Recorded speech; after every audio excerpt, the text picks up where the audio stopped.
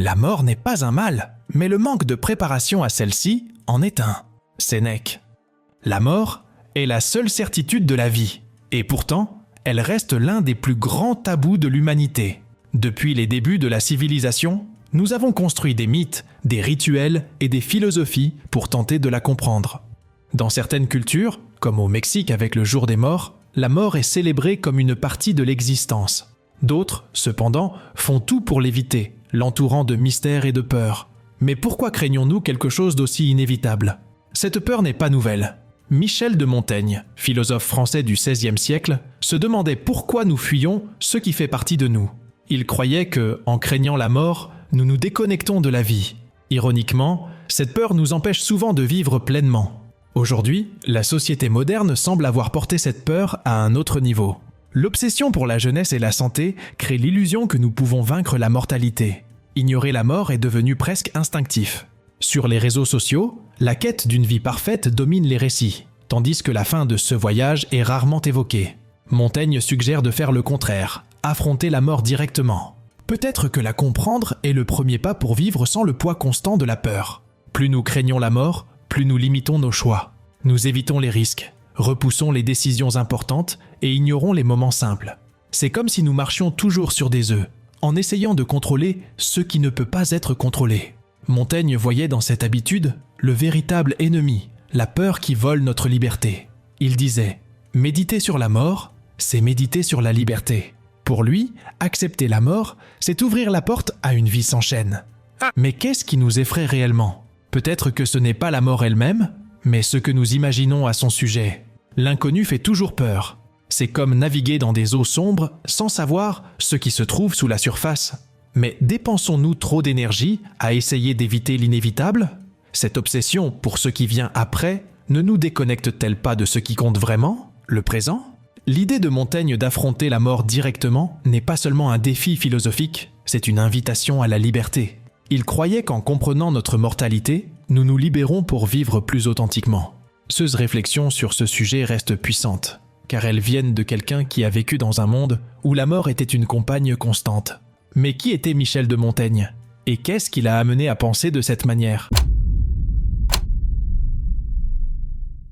Michel de Montaigne n'était pas un philosophe conventionnel. Il ne se limitait pas à des traités complexes, ni ne s'isolait dans une tour d'ivoire. Au contraire, il écrivait comme s'il parlait à un ami, de manière directe, sincère et accessible. Né en 1533, pendant la Renaissance française, il a vécu à une époque pleine d'incertitudes. Peste, guerre de religion et conflits politiques faisaient partie du quotidien. La fragilité de la vie était toujours présente. Curieusement, Montaigne a commencé sa carrière comme avocat et homme politique, évoluant dans un environnement où le pouvoir et la gloire étaient des idéaux suprêmes. Mais à l'âge de 38 ans, il décida qu'il en avait assez vu. Il abandonna tout et se retira dans sa bibliothèque, transformant le chaos qui l'entourait en carburant pour la réflexion. Ces célèbres essais sont nés de cette quête de sens au milieu du désordre, comme s'il disait au monde « Je ne peux pas changer les règles de la vie, mais je peux mieux les comprendre ».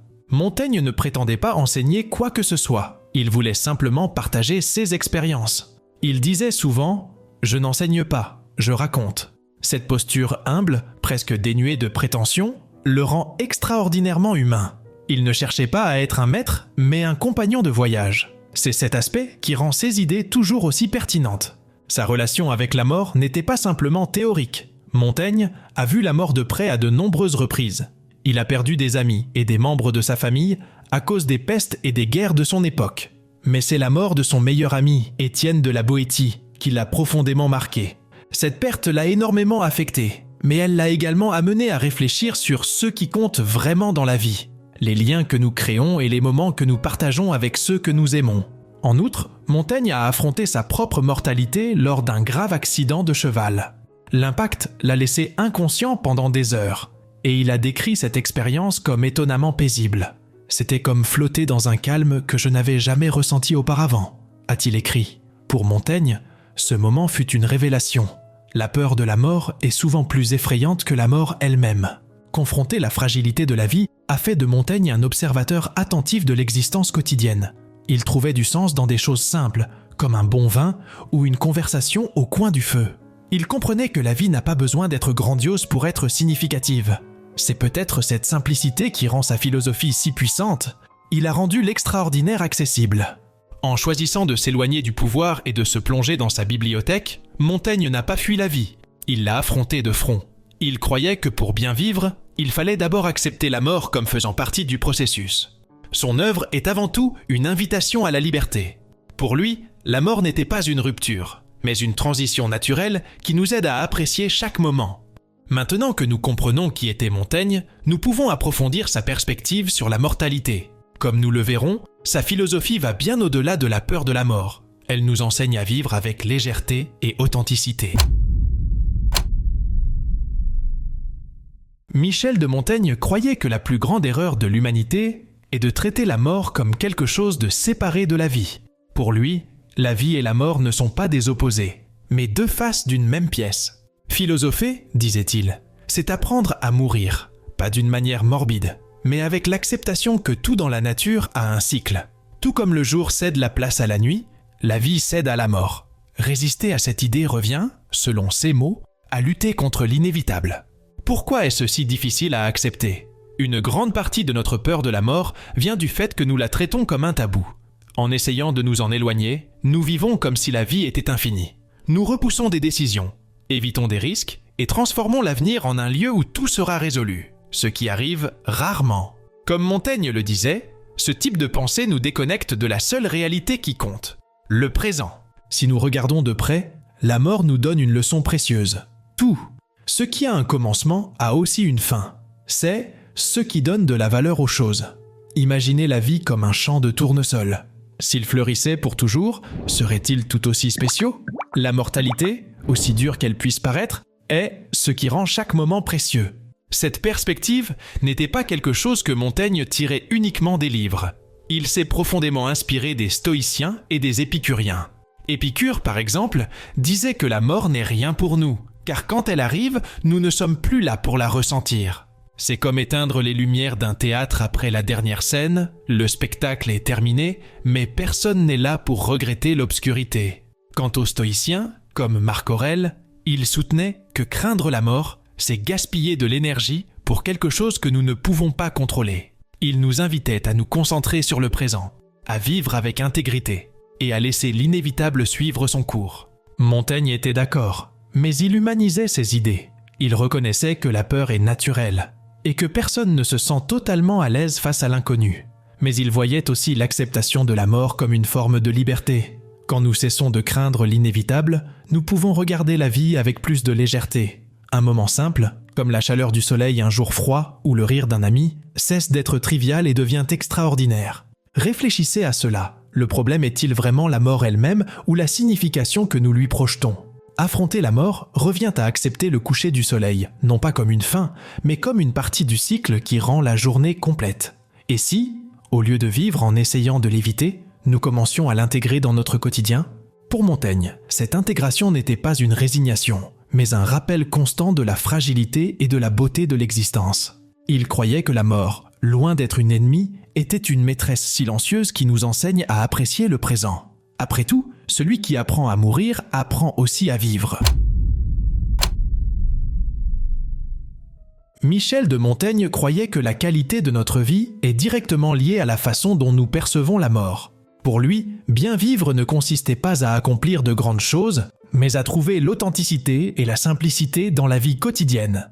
Plus nous acceptons notre mortalité, plus nous trouvons la liberté de profiter du moment présent. Et voici le paradoxe, la peur de la mort ne nous protège pas. Au contraire, elle nous emprisonne.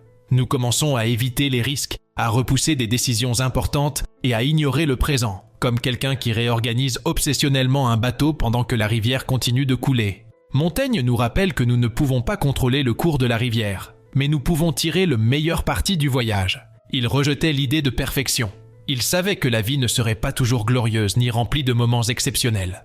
En réalité, il croyait que le bonheur se trouve dans les petits détails que nous négligeons souvent. Une bonne conversation, l'arôme du pain frais le matin ou la lumière d'une étoile dans une nuit calme, ce sont ces petits instants qui rendent la vie digne d'être vécue. Mais qu'est-ce que cela signifie vraiment de vivre ? Dans notre quête d'une existence idéale, marquée par le statut, le succès et la longévité, nous nous perdons souvent Nous vivons dans le futur, essayant d'échapper à l'inconfort de notre mortalité, et nous oublions le présent, qui est tout ce que nous avons réellement. Pour Montaigne, accepter que la vie a une fin est ce qui donne un sens à chaque choix que nous faisons. Imaginez la vie comme un livre. Vous ne savez pas combien de pages il reste, mais cela n'a pas d'importance. Ce qui importe, c'est ce que vous écrivez sur chacune d'elles. Est-il utile de passer des chapitres entiers à s'inquiéter de problèmes que nous ne pouvons pas résoudre ? Montaigne croyait qu'une vie bien vécue est comme un livre avec des chapitres authentiques, plein de moments qui, bien que simples, rendent l'histoire valable. Il voyait également dans la qualité de nos relations l'un des piliers d'une vie significative. Pour lui, l'amitié et la connexion humaine ne donnent pas seulement un but à l'existence, elles nous aident aussi à affronter la fragilité de la vie. Dans le rire partagé, les conversations intimes et les gestes de bienveillance, nous trouvons ce qui compte vraiment. Montaigne nous rappelle que bien vivre ne signifie pas éviter la souffrance ou nier la mortalité, mais apprendre à être présent, à aimer sans retenue et à apprécier la beauté qui nous entoure. Après tout, la mort peut nous priver de nombreuses choses, mais elle ne pourra jamais effacer la richesse d'une vie bien vécue. Et peut-être que c'est le plus grand héritage de Montaigne. Bien vivre ne consiste pas à prolonger nos jours, mais à donner un but à chaque moment. Accepter la mort nous libère pour vivre, non pas comme ceux qui craignent la fin, mais comme ceux qui embrassent chaque instant avec l'intensité de savoir qu'il est unique. Michel de Montaigne nous invite à voir la mort sous un nouveau jour. Au lieu de la percevoir comme la fin tragique d'une existence, il la présente comme une compagne constante. Loin de nous priver de la joie, la mort nous apprend à vivre pleinement. Pour Montaigne, la mort n'est pas une ennemie, mais le dernier acte d'une vie bien vécue, le point final d'une histoire écrite avec intention et courage. Nous vivons dans un monde qui idolâtre la jeunesse et le contrôle. Nous cherchons à prolonger la vie à tout prix, tout en négligeant ce qui la rend vraiment significative. Montaigne nous interpelle. Si la fin nous effraie tant, comment pouvons-nous profiter du chemin ? Sa sagesse réside dans le fait de nous rappeler que la peur de l'inévitable n'est pas une protection, mais une prison. Pour Montaigne, notre relation à la mort reflète directement notre manière de vivre. Il disait que philosopher, c'est apprendre à mourir. Mais cette leçon va au-delà de l'acceptation de la mortalité. Cela signifie vivre de manière si authentique que la mort cesse d'être quelque chose à craindre. Après tout, la vraie tragédie n'est pas la fin de la vie, mais une vie qui n'a pas été pleinement vécue. Imaginez que la vie soit comme une bougie allumée. Vous ne savez pas combien de temps la flamme durera, mais vous pouvez choisir de la laisser illuminer autant que possible pendant qu'elle brûle. Chaque instant devient précieux lorsque nous reconnaissons qu'il n'est pas éternel.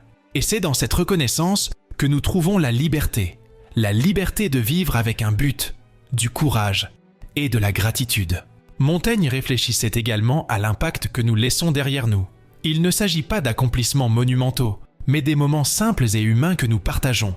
Un sourire, un mot aimable, une véritable amitié. Ce sont ces héritages qui survivent à notre absence. La mort n'efface pas une vie bien vécue, elle la consacre.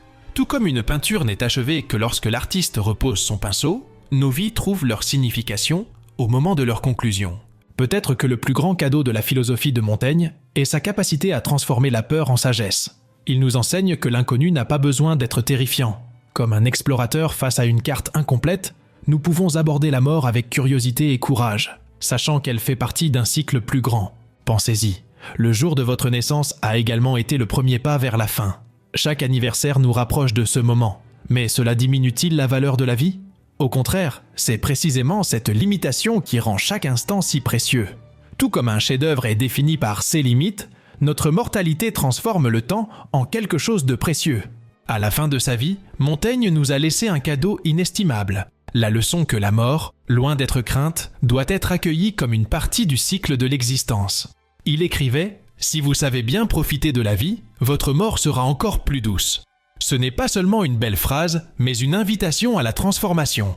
La véritable liberté ne réside pas dans l'évitement de la mort, mais dans l'acceptation qu'elle est inévitable. Et en l'acceptant, nous sommes libérés pour vivre avec intention, authenticité et joie. Montaigne nous met au défi de faire de notre vie une œuvre d'art digne d'être rappelée. Non pas parce qu'elle est longue, mais parce qu'elle est vécue pleinement. La mort n'est pas la fin, c'est la clôture d'un cycle, la dernière note d'une symphonie. C'est à nous de décider quelle musique jouer pendant que nous sommes ici. Souviens-toi, la connaissance est le chemin vers la véritable liberté. Compte sur moi et suis le lapin blanc.